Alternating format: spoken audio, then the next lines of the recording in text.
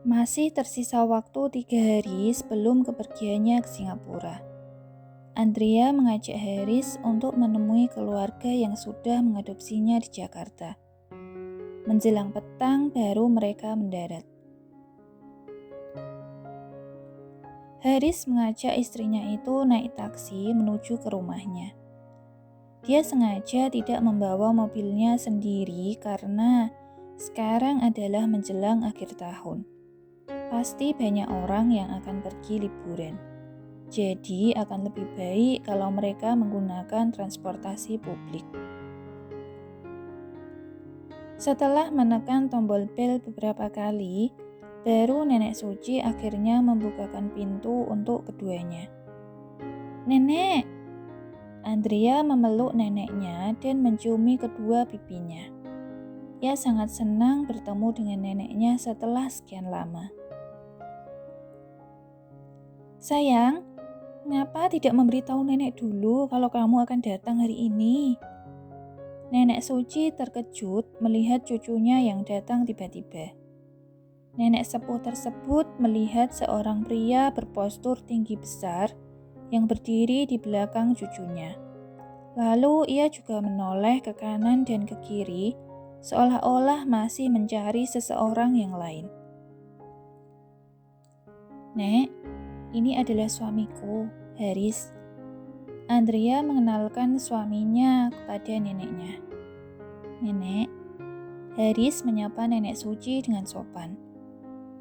"Ah, ayo masuklah." Nenek Suci mempersilahkan keduanya untuk masuk ke dalam saat menyadari mereka masih berdiri di depan pintu. Wisnu tidak ikut?" tanya Nenek Suci setelah menolehkan kepalanya kembali. Andrea dan suaminya berubah diam seketika. Ia tahu neneknya sangat menyukai Wisnu.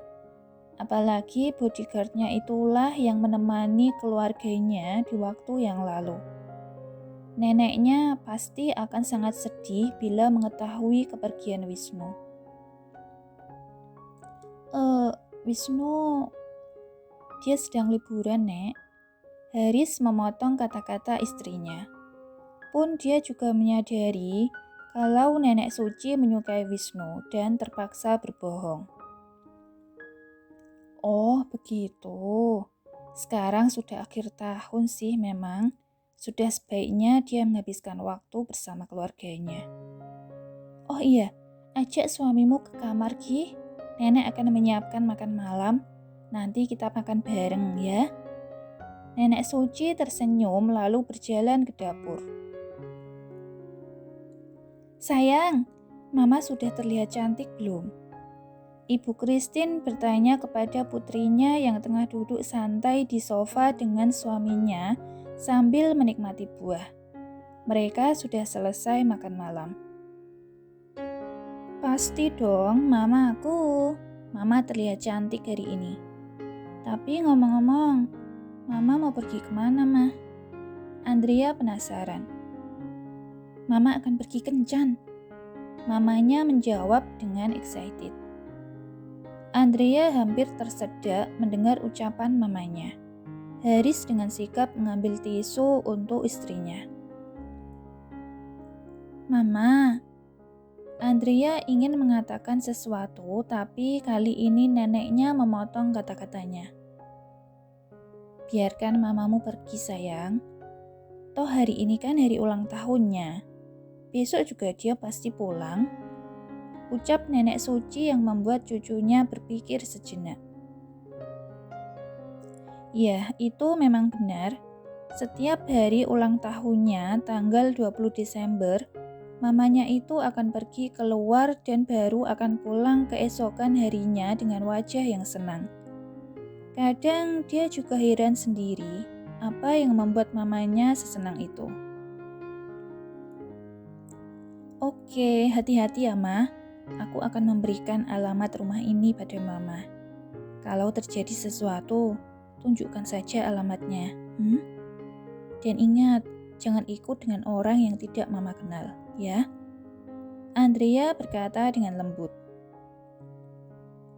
"Sayang, apa Apa tidak apa-apa membiarkan mamamu keluar sendirian malam-malam begini?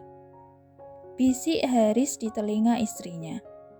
Andrea menoleh dan menganggukkan kepalanya. Tidak apa-apa. Kadang aku juga berpikir, apa mamaku memiliki guardian angel? Dia selalu pulang dalam keadaan baik-baik saja kok. Haris hanya menganggukkan kepalanya meskipun dia sendiri sebenarnya masih heran. Pukul 2:15 tengah malam, ketika tiba-tiba Andrea terbangun dari mimpinya. Di dalam mimpi tersebut, dia berada di sebuah tempat yang gelap seperti di lautan. Dia berusaha meraih tangan Wisnu. Tapi tubuh laki-laki itu semakin menjauh, jatuh ke dasar lautan. Ingin dia berteriak memanggil namanya, namun suaranya tidak keluar. Sampai Wisnu menghilang perlahan di dalam kegelapan itu. Saat ia membuka matanya, air matanya tidak terbendung lagi. Di sebelahnya adalah suaminya yang sudah tertidur pulas. Apakah itu hanya sebuah mimpi atau firasat? Hatinya menjadi tidak tenang. Setelah selesai sholat malam, dia mengambil biolanya dan keluar. Duduk di bangku di mana dulu dia dan Wisnu duduk berdua di sana. Dia mulai memainkan biolanya. Karena iramanya yang sedih, membuatnya semakin bertambah sedih saat mengingat laki-laki itu. Membuka matanya, Haris meletakkan tangannya di keningnya, menandakan ia sedang punya masalah atau ia sedang sedih. Di taman kota, Ibu Christine duduk di sebuah bangku dengan seorang pria setengah baya. Pria itu memeluknya dengan penuh cinta. "Pak, hari ini putri kita membawa suaminya pulang ke rumah. Dia sangat tampan." Ibu Christine memecah keheningan di antara mereka. "Benarkah? Aku juga senang bila dia senang." Pak Guntur berhenti sejenak sebelum melanjutkan kata-katanya kembali. "Sabarlah sebentar lagi. Nanti kalau pekerjaanku sudah selesai, aku akan membawamu pergi yang jauh dari sini." Ia memeluk istrinya semakin erat. Ibu Christine menganggukkan kepalanya. Keduanya memandang lurus ke depan ke arah yang sama. Dari kejauhan ada sosok yang bersembunyi di balik tembok di samping taman. Dia mendengarkan Andrea memainkan biolanya. "Ini adalah yang terbaik, Andrea. Bila aku tidak menemuimu." Batin Wisnu. Ia memandang ke atas ke langit malam. 3 minggu kemudian. Mengingat ini masih dalam suasana tahun baru, serta Andrea yang kekeh ingin ikut, tidak ingin berpisah dengan dirinya, jadi Haris mengajak istrinya itu ke Singapura. Tapi tidak ada yang menyangka ini adalah kepergiannya ke luar negeri yang tidak akan pernah dilupakan seumur hidupnya.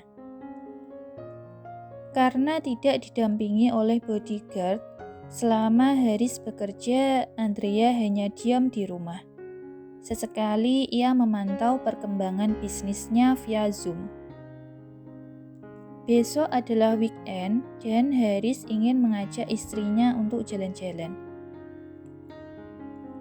Andrea yang selesai berdandan, ketika ingin memasukkan maskara ke dalam tasnya, ia melihat sebuah surat yang ditinggalkan oleh Wisnu untuknya. Dia membuka surat itu dan ada sebuah kalung yang jatuh. Sebuah kalung dengan mata kupu-kupu berwarna biru terbuat dari berlian. "Semoga kamu selalu bahagia meskipun tidak ada aku di sampingmu. Ingatlah, aku akan selalu ada untukmu bila kamu membutuhkanku. Wisnu Aditya Wiratama. Merupakan isi dari surat tersebut. Andrea melepas kalungnya dan memakai kalung dari pemberian Wisnu itu. Ayo, aku sudah siap sekarang. Andrea menghampiri suaminya yang sudah menunggunya di ruang tamu. Wajahnya berseri-seri. Sudah seharian keduanya kencan di Central Park. Mulai dari menaiki wahana permainan, kuliner, sampai melihat ke toko souvenir. Merasa lelah, mereka duduk di sebuah bangku sambil melihat anak-anak muda yang tengah bermain sepatu roda. Mata Haris tiba-tiba menangkap seorang sosok yang sepertinya dikenalnya. Dia menoleh pada Andrea yang pandangannya masih fokus pada anak-anak di depan. Sayang, tunggu di sini sebentar ya. Kelihatannya aku melihat seseorang yang aku kenal. Ucap Haris pada Andrea. Andrea menoleh dan menganggukkan kepalanya. Oke. Haris lalu meninggalkan Andrea dan berjalan lebih cepat untuk mengejar orang yang baru saja dilihatnya itu.